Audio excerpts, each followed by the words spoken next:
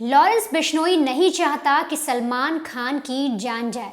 Lawrence Bishnoi कभी भी सलमान खान को जान से मारना चाहता ही नहीं था। लॉरेंस के जहन में कभी भी कोई साजिश थी ही नहीं कि सलमान को जान से मार दिया जाए।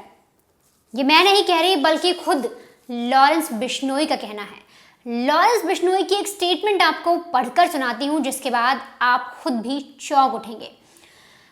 लॉरेंस बिश्नोई कहता है, मुझे वासुदेव ईरानी के मर्डर केस में गिरफ्तार करके जोधपुर लाया गया, जहां पर मुझे कोर्ट में पेश किया गया। कोर्ट से बाहर निकलते वक्त मैंने देखा कि उस कोर्ट में अपनी तारीख के लिए सलमान खान भी आए हुए हैं, और बस मेरे दिमाग में फौरन एक बात आई और मैंने उन्हें जान से मारने की धमकी दे दी, क्योंकि सलमान खान ने काले हिरण का शिकार किया था और कोर्ट से उसे सजा नहीं मिल रही थी। मैंने सिर्फ मीडिया में आने के लिए, बिश्नोई समाज में अपना नाम बनाने के लिए सलमान खान को धमकी दी थी, और इसी केस में मुझे गिरफ्तार भी कर लिया जाता है। लॉरेंस बिश्नोई ने ये स्टेटमेंट दिल्ली पुलिस की स्पेशल सेल को दी थी 30 मार्च 2021 को, और इसी स्टेटमेंट में कई सारी चौंकाने वाली बातें लिखी हैं। आगे मैं आपको कुछ भी सुनाऊं, लॉरेंस की और अलग अलग चीज़ें बताऊं जो उसने खुलासे किए हैं, उससे पहले आप एक छोटी सी क्लिप देखिए 2018 की जोधपुर कोर्ट के बाहर की, जिस वक्त लॉरेंस बिश्नोई ने सलमान खान को देखा था और जान से मारने की धमकी दे दी थी। मैं तो स्टूडेंट पॉलिटिक्स में था, और उसके बाद पुलिस वालों ने बना दिया ये बिना मतलब के अलग अलग केसों में इन्वॉल्व करके। जब ये केस हुआ मतलब पुलिस कस्टडी में था, इस केस में इन्वॉल्व कर रहे हैं बिना मतलब के। लेकिन पूरा ऐसे लग रहा है कि कहीं ना कहीं आप भाग जाएंगे, पुलिस इतनी सिक्योरिटी आपकी है। तो जब हम करेंगे तो पता लग ही जाएगा। सलमान खान का करेंगे, मारेंगे ही जाएंगे, जोधपुर में मारेंगे तो पता लग जाएगा। तो सुना आपने किस तरीके से पुलिस जीप में बैठकर फुल कैमरा के सामने, मीडिया के सामने, इतने सारे पुलिस वालों के सामने लॉरेंस बिश्नोई ने सलमान खान को जान से मारने की धमकी दी। वो भी इसलिए क्योंकि वो मीडिया में आना चाहता था। अब मैं आपको बताती हूँ ऐसी वो क्या स्टेटमेंट है, दिल्ली पुलिस के पास ऐसी क्या चीज़ थी जिसकी वजह से लॉरेंस की जो पूरी कहानी है वो एक एक करके सामने निकल कर आ रही है। लॉरेंस बिश्नोई की तमाम तरीके की कहानियाँ आपने सुनी। किसी ने बोला कि उसकी गर्लफ्रेंड को जब जिंदा जला दिया गया तब वो गैंगस्टर बना, किसी ने बताया गोल्डी बरार के भाई का जब मर्डर हुआ तब वो गैंगस्टर बना। अलग अलग तरीके की थ्योरीज, अलग अलग तरीके की कहानी निकलकर सामने आ रही हैं, लेकिन अब क्राइम तक के पास लॉरेंस बिश्नोई का वो सच है जो लॉरेंस बिश्नोई ने खुद बताया है उसके बारे में। उसने खुद बताया है कि उस पर कितने मर्डर चार्जेस हैं, उसने किसी का कत्ल किया भी है या नहीं, पुलिस ने उसे क्यों अरेस्ट किया है, और सलमान खान को मारने के पीछे की वजह आखिर है क्या।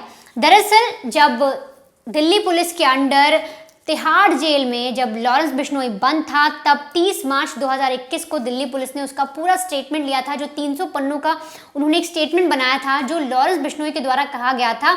वो दिल्ली पुलिस ने जब आगे सौंपा तो उसमें से कई सारी चीज़ें निकल कर आई, और इस स्टेटमेंट में लॉरेंस बिश्नोई के नीचे साइन भी हैं। मैं उस स्टेटमेंट के हवाले से आपको समझाती हूँ और बताती हूँ कि आखिर लॉरेंस की असली ज़िंदगी है क्या, लॉरेंस ने कब गैंगस्टर बनने का सोचा, और बलकरण बराड़ जो लॉरेंस बिश्नोई का असली नाम है, डॉक्यूमेंट में जो नाम है, उस बलकरण बराड़ जो वो बलकरण बराड़ था वो आखिर लॉरेंस बिश्नोई कैसे बन गया, जुर्म की दुनिया में कैसे आ गया। देखिए, लॉरेंस ने अपने बयान में कहा है कि साल 2007 में मैंने लॉ की पढ़ाई की और उसके लिए चंडीगढ़ की पंजाब यूनिवर्सिटी में एडमिशन लिया। यहीं पर जो संपत नेहरा है, ये वही संपत नेहरा है जो लॉरेंस बिश्नोई का राइट हैंड माना जाता है और उसकी फाइनेंशियल चीज़ों को देखता है। यानी इस गैंग में जितनी भी फाइनेंशियल हेल्प चाहिए होती है, जो पैसों का मैनेजमेंट है, वो संपत नेहरा के हाथ में है। तो जब 2007 में चंडीगढ़ की जो पंजाब यूनिवर्सिटी है उसमें जब लॉरेंस बिश्नोई एडमिशन लेता है, तो वहाँ पर संपत नेहरा कॉलेज में प्रैक्टिस के लिए आता था, और वहीं पर ये संपत नेहरा से मिलता है, दोनों में दोस्ती होती है। और उसी में इलेक्शन के दौरान एक वीरेंद्र उर्फ काला, एक सही नाम आपको बताऊं तो उनका नाम है वीरेंद्र उर्फ काला राणा, वो इलेक्शन में कैंडिडेट थे, तो उनसे इन दोनों की दोस्ती हो जाती है। अब यही दोस्ती आगे चलकर लॉरेंस को गैंगस्टर्स की दुनिया में, क्राइम की दुनिया में लेकर आ जाती है। दरअसल साल था 2008। उस वक्त रॉबिन बराड़ ने student organisation of Punjab university के प्रेसिडेंट का चुनाव लड़ा। अब ऐसे में जो कॉलेज पॉलिटिक्स होती है वो कभी कभार बहुत ज़्यादा हीनियस हो जाती है, लोग एक दूसरे को मारने पर उतारू हो जाते हैं, और ऐसे में ही जो ग्रुप था, जो विरोधी ग्रुप था और जो रॉबिन बराड़ का ग्रुप था जो लॉरेंस बिश्नोई के साथ थे, उनमें अनबन हो जाती है, विरोध होने लगता है एक दूसरे का और लड़ाई झगड़ा हो जाता है। और इसी सिलसिले में लॉरेंस पहली बार गोली चलाता है। ये पहली बार था साल 2008 जब लॉरेंस गोली चलाता है और वो गोली सामने वाले शख्स को लगती है पर उसकी जान बच जाती है। और इसी सिलसिले में लॉरेंस को पहली बार अरेस्ट किया जाता है। आप ध्यान से सुनिए, साल 2008 में लॉरेंस को पहली बार अरेस्ट किया जाता है हत्या की कोशिश के जुर्म में, यानी उसने किसी को मारने का प्रयास किया है। और इसी सिलसिले में वो 1-2 महीने तक बुड़ैल जेल में रहता है, फिर जमानत मिलती है, फिर बाहर आता है। और इसके बाद जो स्टूडेंट यूनियन के जो इलेक्शंस थे वो ख़त्म नहीं हुए थे और इसमें भी जो लॉरेंस है वो बागडोर पूरी तरीके से संभाल रहा था। वो चाह रहा था कैसे भी जो उसका कैंडिडेट है जिसके लिए वो लड़ रहा है वो जीत जाए। और इसी सिलसिले में फिर लगातार जब विरोधी गुट भी हावी होता है, लगातार झगड़े होते हैं, तो ऐसे में लॉरेंस फिर से गोलियां चलाता है।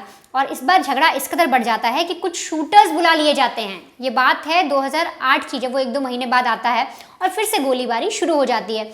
अब फिर से पुलिस अरेस्ट करती है, फिर से वो बाहर आता है और धीरे धीरे 8 से कम 2004 साल बीत जाते हैं और 2012 आता है। और इसके बाद लॉरेंस की जो पढ़ाई है वो पूरी होती है, यानी साल 2012 में उसकी पढ़ाई पूरी होती है। अब जो ऑर्गेनाइजेशन थी, जो बराड़ के द्वारा, जो वीरेंद्र बराड़ थे, साथ ही साथ संपत नेहरा, जो लॉरेंस था और उसके साथ और भी जो जितने लोग थे, उनकी जो ऑर्गेनाइजेशन बनाई गई थी उसकी पूरी कमान अब लॉरेंस बिश्नोई को सौंप दी जाती है। ये कहा जाता है क्योंकि वो इतना बेहतरीन काम कर रहा था, जो विरोधी गुट से उनसे भी पंगा ले रहा था, अपने जो कैंडिडेट हैं उनके लिए सामने आकर लड़ रहा था, तो उनको पूरी कमान सौंपी जाती है। लॉरेंस को कहा जाता है कि अब तुम इस ऑर्गेनाइजेशन को चलाओगे, तुम जैसा बोलोगे वैसे ही पूरी टीम करेगी।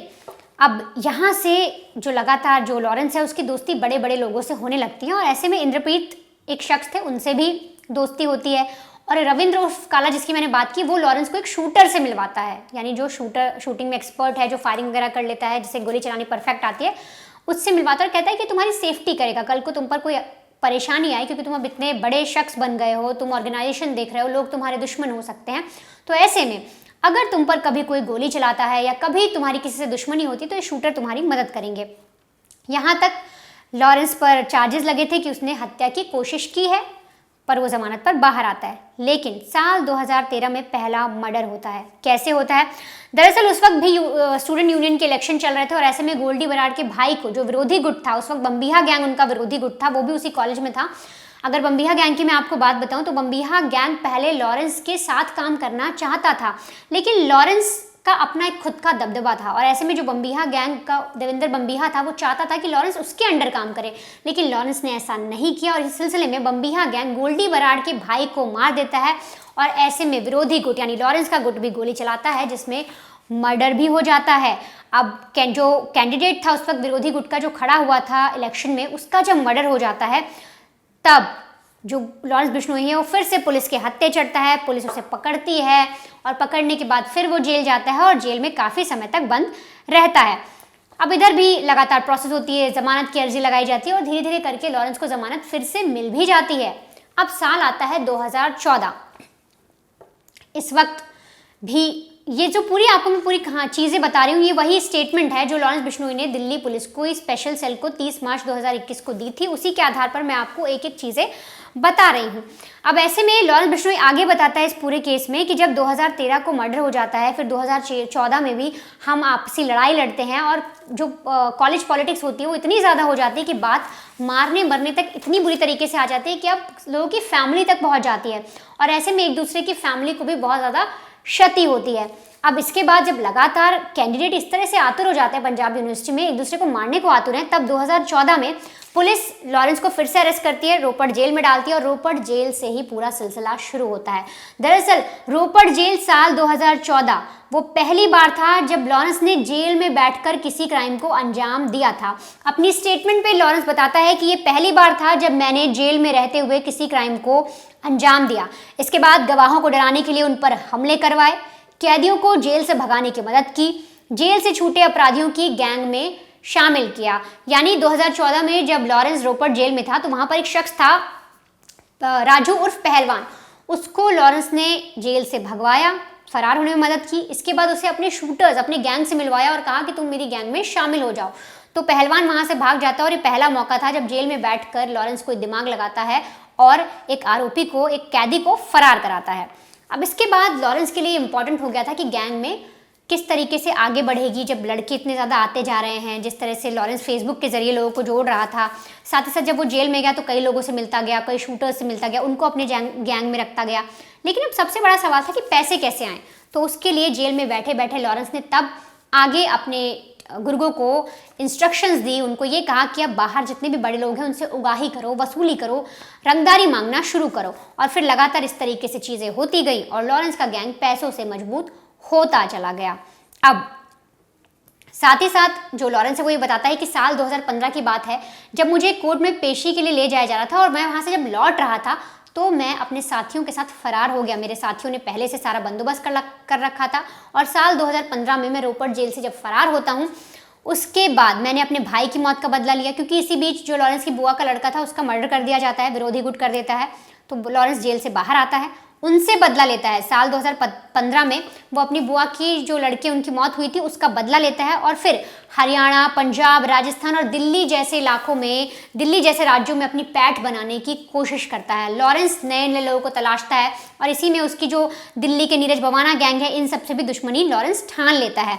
अब यहाँ तक लगातार लॉरेंस की पैठ बढ़ रही थी, राजस्थान, पंजाब, हरियाणा, लेकिन जब वो दिल्ली में आता है तो नीरज बवाना अपने आप में एक बहुत बड़ा नाम है और उसी से लॉरेंस की दुश्मनी हो जाती है और आज तक ये दुश्मनी बरकरार है। बवाना गैंग से लॉरेंस की दुश्मनी आज भी ऐसी है कि अगर बवाना गैंग लॉरेंस को कहीं भी ऐसे पा जाए तो वो जान से मार दे। अब इतना सब हो जाने के बाद लॉरेंस बताता है कि लेकिन मैं भाग तो गया था पर पुलिस मुझे ढूंढ रही थी और फिर 15 में ही मुझे पुलिस अरेस्ट भी कर लेती है। इसके बाद मुझे कपूरथला जेल में रखा जाता है और वहाँ पर लॉरेंस की मुलाकात होती है जग्गू भगवानपुरिया। मैं पूरी स्टेटमेंट आपको पढ़ाती हूँ, दिखाती हूँ और आपको सुनाती भी हूँ। लॉरेंस बताता है कि मैं कपूरथला जेल में था, वहाँ सुक्खा और जग्गू भगवानपुरिया मिले। इसी के बाद राजा पहाड़ी से दोस्ती हुई और साथ ही साथ यहीं पर उसकी दोस्ती हुई काला जठेड़ी से। वही काला जठेड़ी जो इस गैंग का सबसे अहम मेंबर माना जाता है और जिसने हाल ही में इसी साल मार्च में अनुराधा, जो आनंद पाल की गर्लफ्रेंड रह चुकी है, उससे शादी भी की। यहाँ तक वो अपनी गैंग मजबूत करता है, बड़े बड़े लोगों को शामिल करता है। जग्गू भगवानपुरिया, काला जठेड़ी, ऐसे लोग उसकी गैंग में शामिल हो जाते हैं और 17 में वो जोधपुर के एक व्यापारी की हत्या कर देता है। साथ ही साथ जिसका मैंने पहले जिक्र किया था, वासुदेव इसरानी, उनका मर्डर कर देता है। और इसी सिलसिले में जब लॉरेंस को जोधपुर की कोर्ट में ले जाया जाता है और वहाँ पर वो सलमान खान को देख लेता है, तभी उसके दिमाग में फितूर चढ़ता है और वो सलमान खान को ऑन द स्पॉट, जो आप वीडियो भी देखा आपने थोड़ी देर पहले और अभी जो आप स्क्रीन पर भी देख रहे हैं, इसी में वो ऑन द स्पॉट कैमरा के सामने, मीडिया के सामने, पुलिस वालों के सामने जीप में बैठकर सलमान खान को मारने की धमकी देता है। ये कहता है कि उसको जान से मार दूंगा, वो जिंदा नहीं बचेगा। और इसके पीछे की वजह भी वो जब स्टेटमेंट देता है दिल्ली पुलिस को तो बताता है कि वजह कुछ खास नहीं, मैं सलमान को मारना नहीं चाहता, बल्कि मैंने सिर्फ मीडिया में आने के लिए और मेरी कम्युनिटी में अपना नाम बनाने के लिए ये किया था। साथ ही साथ उसने ये भी कहा कि सलमान के केस में मेरी गिरफ्तारी भी हुई, लेकिन उसके बाद उसने सलमान को जान से मारने की कभी कोशिश नहीं की। लेकिन आपको हाल ही में याद होगा, इसी साल स्टार्टिंग में सलमान खान के गैलेक्सी अपार्टमेंट, उनके घर पर फायरिंग करवाई गई थी लॉरेंस के शूटर द्वारा। इससे पहले संपत नेहरा को भी सुपारी दी गई है। 4 बार जो है सलमान खान को धमकियां मिल चुकी हैं। इससे पहले रेकी हो चुकी है, उनके फार्म हाउस में शूटर्स जा चुके हैं। तो जो ये लॉरेंस बिश्नोई ने स्टेटमेंट लिखवाई, ये कहीं ना कहीं उससे कॉन्ट्रडिक्ट कर रही हैं। ये सारी विवादास्पद स्टेटमेंट लग रही हैं जो उसने दिल्ली पुलिस की स्पेशल सेल को दी कि वो सलमान खान को जान से मारना नहीं चाहता। इसके बाद लॉरेंस ये भी बताता है कि उसके गैंग में जब लड़कों का एनकाउंटर होने लगा, लगातार जब पुलिस वाले उसके गैंग के लड़कों को मारने लगे, तब उसने उन्हें थाईलैंड भेजने का प्लान बनाया। उन्हें थाईलैंड भेजा और फिर जैसे वो जेल से इस पूरे गैंग को ऑपरेट कर रहा है, ऐसे ही जो उसके लड़के हैं वो विदेशों में जाकर उस गैंग को ऑपरेट कर रहे हैं। ये दिल्ली पुलिस की स्टेटमेंट लॉरेंस ने दिया था उसकी बात थी, लेकिन एनआईए ने भी अपनी एक चार्जशीट दायर की थी। जो एनआईए की रिपोर्ट थी उसमें भी साफ तौर पर यह लिखा गया था कि एक मनीष भंडारी नाम का शख्स है जो हवाला के जरिए लॉरेंस का जितना भी जो पैसा है, जो एल गैंग, जो लॉरेंस की गैंग है, वो यहाँ पर भारत में जितनी भी उगाही करती है, जो भी पैसा कमाती है गलत तरीके से, इलीगल जो धन होता है, वो सारा हवाला के जरिए अलग अलग देशों में भेजता है। कनाडा भेजता है, थाईलैंड भेजता है, मैक्सिको भेजता है और वहाँ पर जब ये पैसा जाता है तो उन्हें क्लब्स और कई ऐसी जगहों पर लगा दिया जाता है जिससे और पैसा बनाया जा सके। और इसी तरीके से जो लॉरेंस का गैंग है वो फल फूल रहा है। ये जो पूरी स्टेटमेंट है, ये मैंने आपको वो स्टेटमेंट सुनाई है जो लॉरेंस बिश्नोई ने खुद अपने बारे में कहा है। अब तक आपने कई सारी ऐसी चीज़ें सुनी कि मीडिया बहुत सारी चीज़ें बोल रहा है, अलग अलग तरीके की खबर आ रही है कि उसकी गर्लफ्रेंड को जिंदा जला दिया जाता है, इस वजह से वो गैंगस्टर बन गया। लेकिन लॉरेंस ने जो स्टेटमेंट दी है वो बहुत ही अलग है और इस स्टेटमेंट पर लॉरेंस के साइन भी हैं।